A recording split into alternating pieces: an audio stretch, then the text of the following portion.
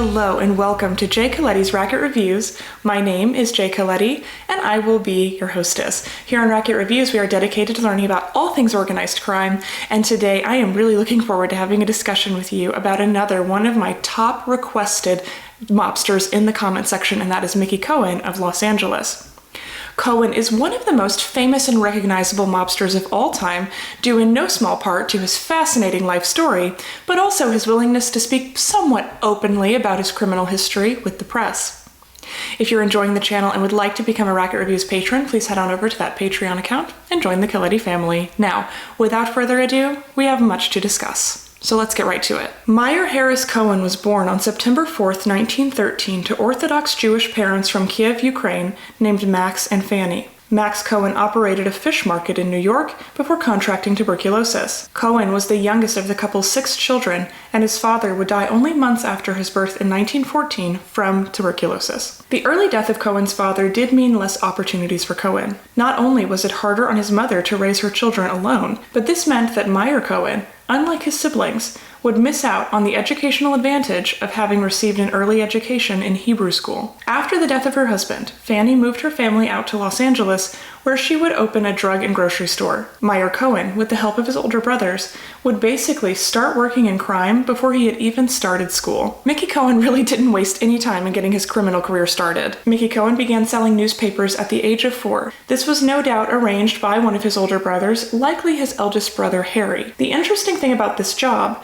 which we've discussed on the channel before, is that the selling and distributing of newspapers and having certain street corners dedicated to certain papers was basically a criminal enterprise all on its own. It's probably no surprise to hear that even to this day, the mob and organized crime attempts to infiltrate and control the newspaper and mail deliverers unions. Before long, little Mickey Cohen was running craps games and extorting other newspaper boys for a portion of their payment in order to remain on their respective street corners hawking papers. By the age of 7, when he wasn't working on the streets, Cohen and his brothers were in the back of a drugstore moonshining gin and turning a profit during Prohibition. By the time he was 10, Mickey's brother had arranged a legitimate job for him at the front of the drugstore as well. In fact, of Mickey's 3 brothers, Harry, Louie, and Sam was the only brother who never got involved in a life of crime. During all of this time, he was missing school, of course, and would have an extended stay in the 1st grade when he wasn't sent to reform schools. He would have already been in and out of reform school twice by the age of 10. At the age of 9, he was sticking up theater boxes with baseball bats. Soon after, he would get his hands on firearms and begin participating in robberies. Despite early arrests, Cohen's brothers and their criminal connections made these jail stints short by bailing him out. By the time Cohen was a teenager, he was deeply involved in moonshining and selling illegal booze. It was with this job as a teenager that he would first be arrested, but shortly after released due to his brothers already being so connected to the Mafia there on the West Coast. His brother Harry would move out to Cleveland, Ohio, and Mickey Cohen would follow shortly thereafter in 1929. It's reported that even at this young age, Al Capone had taken note of this kid from Los Angeles who was earning so much from bootlegging and seemingly already had an influential role in organized crime. It's even reported that Capone would offer him a job at this time, although I'm not convinced of that myself. Capone would certainly keep an eye on Cohen and soon be one of his many prolific Mafia mentors, allegedly. We'll get to that. In Cleveland, Cohen worked closely with his brother to learn the ropes of organized crime. In addition to being mentored by his brother, he used this time to cultivate his interest and hone his skill in something with which he had begun fascination as a newspaper boy, and that was boxing. Always fascinated by the sport, which was in itself yet another step into a life of organized crime, as boxing was known to have been one of the top ways the Mafia made money through sports gambling. Cohen would begin an illegal career while still a newsboy in disorganized underground fights with the Newsboys Association in Los Angeles. This still underground career would begin in earnest at the age of 15 while still living in Los Angeles. By the time he was 16, his career had officially begun, and by 17 his brother Harry, who himself had work as a fight promoter in Cleveland, Ohio, would connect him to boxing manager Eddie Borden. Cohen was very lightweight, featherweight actually, being only 5'5" and seemingly weighing somewhere between 122 and 126 pounds in order to qualify as featherweight. He fought under the alias of Irish Mickey Cohen, despite wearing the Jewish Star of David on his shorts like many of his boxing Jewish contemporaries. His first professional match was against Patsy Farr in Cleveland, Ohio. This was Farr's first and last professional boxing match, strangely enough, and Cohen would win this one on April 8th, 1930. That was a terrific debut that would not translate into a career of success for Cohen. Once again, he was involved in organized crime and likely knew how the boxing match was going to end before he even stepped in the ring, but organized crime didn't do him any favors as far as making him some sort of boxing star. Another notable fight was against Tommy Paul in 1931. Paul actually went on to be the featherweight champion of the world. It was evident that Cohen couldn't go the distance when he went toe-to-toe with Paul, as Paul knocked Cohen out cold in the first round. Eventually, Cohen would earn the nickname Gangster Mickey Cohen due to his relentless fighting style. All in all, Cohen had a less than impressive record as a boxer from 1930 to 1935. 8 wins, 2 by knockout, 5 draws, and 16 losses, 7 of which were by knockout. He was no Rocky Balboa, however, boxing did provide him with an income which is more than most uneducated, unemployed men could say during the Great Depression. I should also note that the reporting on Cohen's boxing career is all over the place, and I got these stats from boxrec.com. Other sources say that Cohen's boxing career only lasted until 1933, and that he had an 8-win, 8-loss record, some say 6-2. Whatever the case, Cohen's boxing career was not that impressive. In Cleveland, Cohen would become connected with Mo Dalitz by way of his associates, most likely by way of Louis Rothkopf, a Cleveland-based bootlegger, illegal gambling operator, and racketeer. Rothkopf was a major investor with Dalitz in expanding into the Las Vegas casino business, specifically Desert Inn Casino. After this time in Cleveland, learning the ropes of the Mafia, Cohen's timeline does get a little bit murky. I'm going to do my best to make it as clear as possible, but if you've heard a different version of this story, don't be surprised and make sure to let me know in the comments below what you've heard. It seems that in the mid-1930s, Cohen went either to New York or Chicago. Most reports indicate Chicago, following legal challenges in Cleveland. In Cleveland, Cohen would be arrested for armed robbery but never convicted. It is possible that he spent time in both cities, as his future endeavors would later show that Cohen had operations all over the US. If he headed straight to New York, it seems that this is when he began his association with Meyer Lansky, although this connection could also be explained away by his association with Dalitz and Rothkopf, who were also associates of Lansky. In the other more likely scenario that Cohen headed to Chicago, it is at this point it is often reported that Cohen would begin working under the tutelage of Al Capone. This is heavily contested, though, as Al Capone was convicted for tax evasion in 1931, so he wasn't offering mentorship in 1935, to say the least. 1932 would be the very latest that Capone would have been available, and during that time, I doubt that he was in any mood to train up a young mobster. In order to make this claim about being directly connected with Capone line up, many suggest that Cohen was in and out of the Chicago scene throughout the late 1920s and even into the early 1930s by way of his boxing career. His time with his brother Harry seemingly being split between Cleveland and Chicago. This isn't the most outlandish idea in the entire world, especially given Cohen's, again, national presence. Capone was a noted boxing lover and would have been connected to many of the major players with whom Cohen would be in contact. More than that, it has been reported across multiple sources that Capone was impressed with Cohen even when he was just beginning his career in LA, so who's to say for sure? It's likely that Cohen briefly worked and interacted with Capone in the early 1930s, and that the reality surrounding the story of their connection has snowballed over time. With big names like Al Capone, it's easy to assume that every mobster he came into contact with received a career boost directly from him, but that's unlikely. Most of his connections, as with anyone in life, were simply acquaintances or people he knew from work. In my mind, the connection to Capone in some capacity does make sense, and Capone was reported to have been Cohen's idol. So I assume that Cohen would have leapt at any opportunity and in any capacity to work with Al Capone. This information about Capone aside, Cohen did find work in Chicago during this time. Many report without any real proof that he worked with Jake Cusick in the gambling scene. Cohen was also more clearly connected with Meyer Lansky and Mo Dalitz. Lansky would even go on to imply that Cohen was quintessential in setting up the Mafia's involvement with the Teamsters Union all across the United States. It's reportedly by Lansky's suggestion that when Cohen moved back to Los Angeles, which he would do following the end of his boxing career in the early to mid-1930s, that Cohen should start working with fellow Arnold Rothstein investee, Bugsy Siegel. We have discussed both Siegel and Rothstein on this show, but just as a refresher, Rothstein was essentially the banker and the ideas man for much of New York's underworld in the 1920s, and he continued to be a major mafia player and kingmaker into the expansion westward.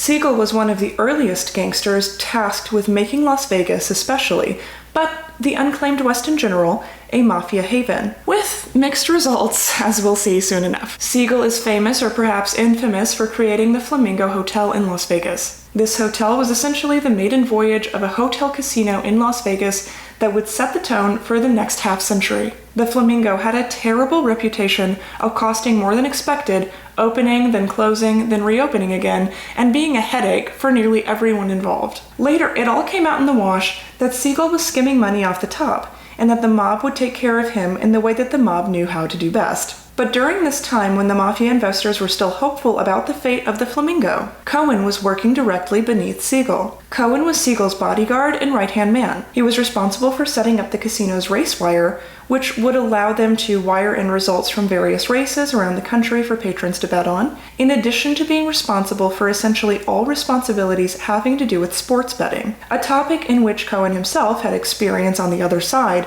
from his days as a boxer. Cohen was essential in setting up the operations of the Flamingo and does not appear, unlike his boss, to have been engaging in any funny business, like skimming money from the top. Cohen believed in this operation, and he had a pretty good head on his shoulders as far as criminals go. He wasn't going to rock the boat. Perhaps it was due to his brothers being so connected that Cohen had the wisdom not to get sucked in by the Las Vegas environment he was so essential in creating. Siegel, on the other hand, seemed to keep getting high from his own supply, and we'll circle back to his fate in just a moment. Cohen would also meet and shortly thereafter marry the actress, prostitute, LaVon Weaver in 1940. It would appear that LaVon had no qualms about her husband's illicit business practices and was suspected of committing tax fraud with him in 1946, 1947, and 1948, although these charges against her would be dropped as, in a fortuitous twist of fate for her, the main witness who was willing to testify against her died under mysterious circumstances. This was all, of course, after Cohen himself had been convicted of tax evasion, but I'm getting ahead of myself and you'll have to wait to hear more about that part of the story. In addition to setting up the Flamingo's operations, Cohen was also known to have been quite violent and would resort to using his fists in order to get results. A common occurrence in the creation of the Flamingo, actually. The whole thing was sort of a mess from beginning to end. Cohen would be arrested, jailed, paroled, and released several times throughout 1939 to 1946 in Los Angeles. Mostly for operating illegal gambling operations, but also for vagrancy and assaults with a deadly weapon, robbery, and murder. In May of 1945, he was arrested for shooting and killing rival bookie Maxie Shaman. Cohen would plead guilty and insist that the shooting was in self-defense. On October 3, 1946, killers for hire Benny Gamson and George Levinson, who had been intent on killing Cohen after rival gamblers had decided to let Cohen off the board, would wind up dead themselves, and although Cohen was very much suspected of this double homicide, he never faced charges. Most of the underworld agreed, however, that this was very likely Cohen's doing. When Bugsy Siegel had pushed the mob too far with skimming money and constantly messing up the openings and reopenings of the Flamingo,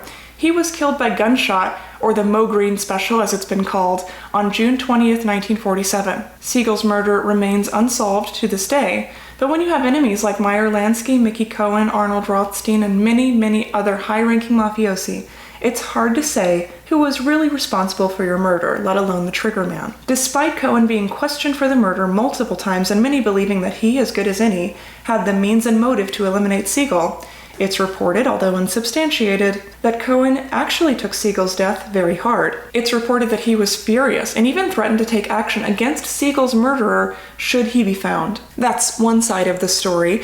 Another side of the story is the fact that Cohen would inherit Siegel's role and all of his profits and would benefit greatly from his boss's death, thus making him one of the very, very prime suspects in the murder. He was also known to have been a pretty cold-blooded killer who wasn't afraid to resort to violence to get the job done. What makes another strong case in favor of Cohen is that he would spend the next couple of years having several of his bodyguards and close associates who were supposed to be trustworthy either maimed, murdered, or disappeared, including his own bodyguard Harry Rothman in 1948 and his attorney Samuel Rummel in 1950, in addition to Cohen's connection to Meyer Lansky. He was also associated with Frank Costello and Jack Dragna, perhaps one of the largest mafia influences in the entirety of the West Coast at that time. Despite Cohen's reputation as a violent man, he was not bulletproof by any stretch of the imagination. He was attacked several times, and it's reported that he had survived upwards of 11 murder attempts throughout his life. The most famous of these attempts include an ambush at a restaurant named Sherry's on July 20th, 1949, where he would receive gunshot wounds in the shoulder,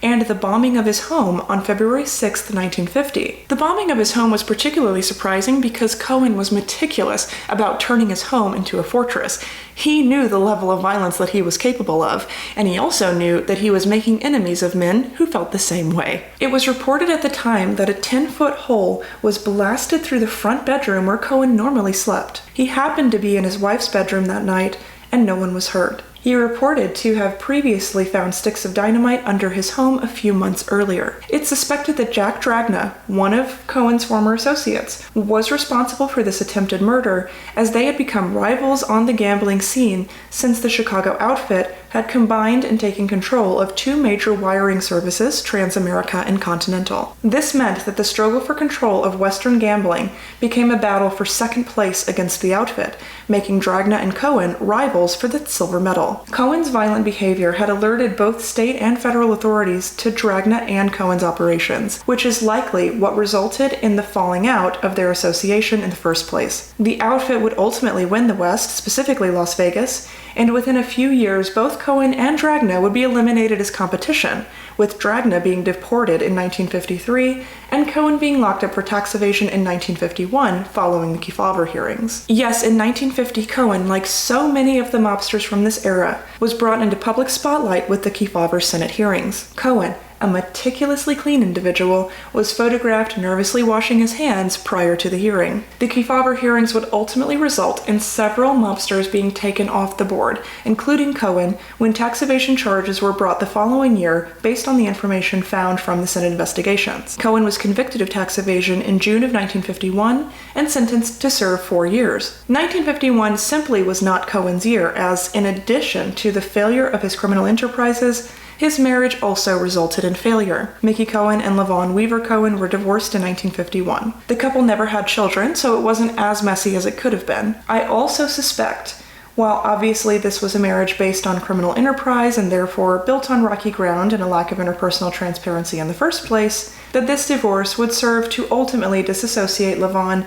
from Cohen in her own upcoming tax evasion trials, which, as mentioned before, went in LaVon's favor due to the mysterious and convenient going missing of the prime witness. As a quick aside, some sources suggest that Cohen was married to LaVon until 1958. Despite attempts to have associates post his bail for him, Cohen would not be released until October of 1955. After emerging from this stint behind bars, Cohen was not only granted newfound international fame, but also a sense that he needed to set up some front businesses in order to more underhandedly operate his illegal enterprises. What, you didn't think he'd learned his lesson or something, did you? In addition to Cohen's businesses in the West, most consisting of gambling operations and connected industries, collections, loan sharking, etc., Cohen would allegedly operate front businesses including paint shops, ice cream vans, gas stations, and, interestingly, a haberdashery, which I do admit fits his brand. Regarding his personal life, Cohen, a major player in the Las Vegas crime circuit,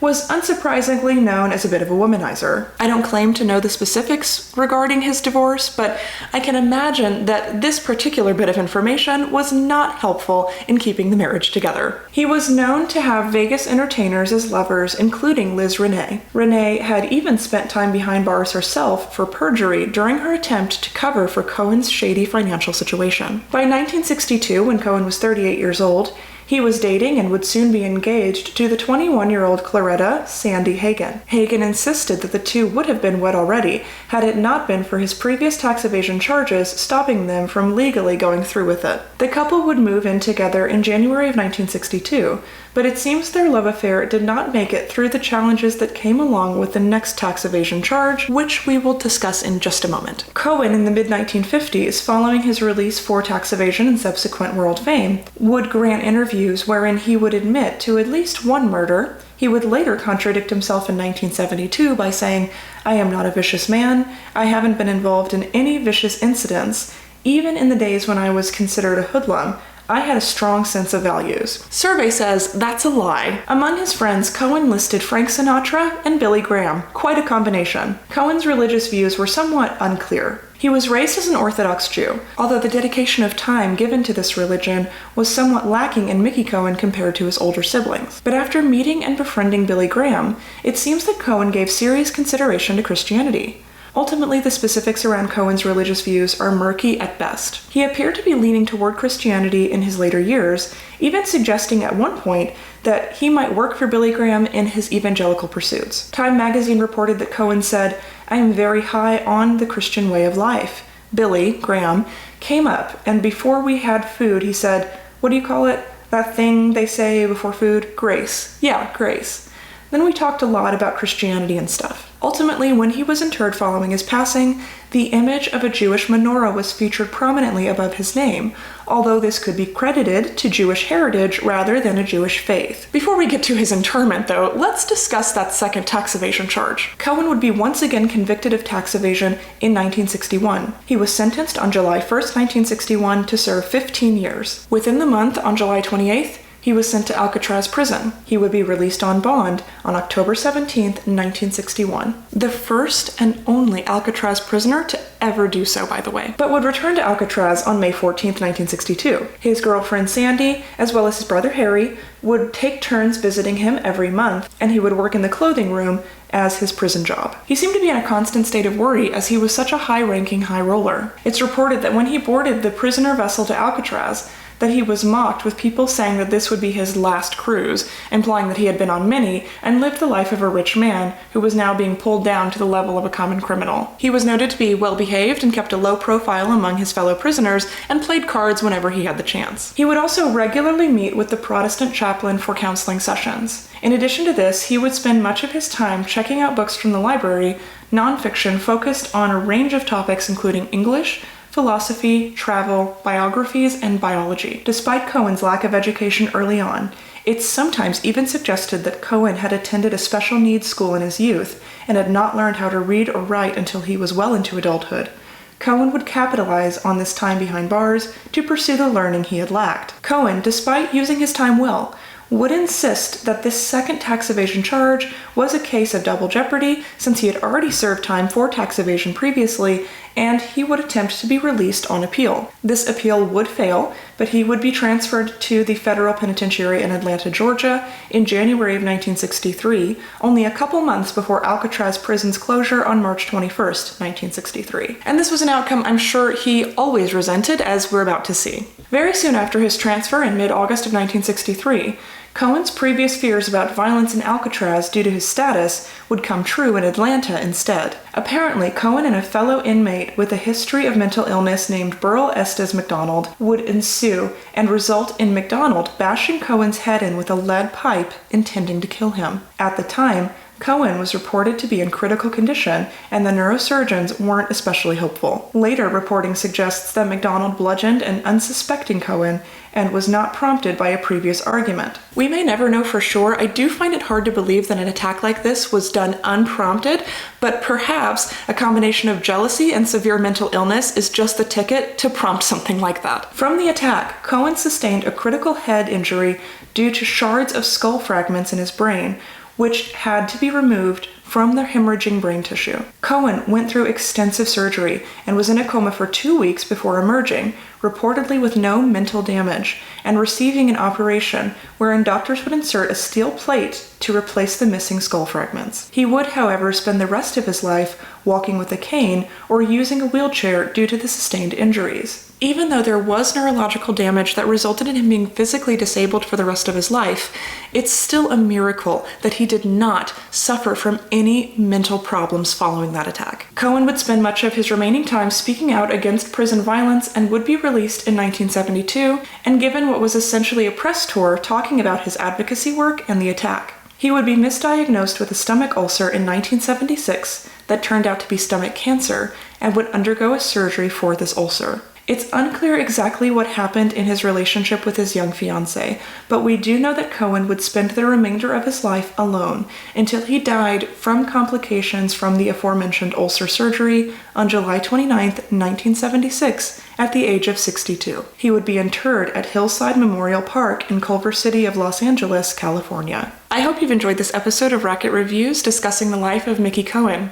Cohen was an unconventional and unorthodox mobster in many ways, and his time spent speaking to the press, although it revealed much, left much to be desired about the specifics around his life.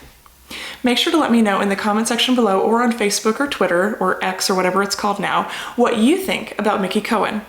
Also, don't forget to utilize the comment section and social media to let me know about who or what you would like to see covered next. I always love hearing from you, and I'm always happy to investigate. Make sure to like, subscribe, and click notifications to get more Mafia content sent directly to your sub box. Ciao.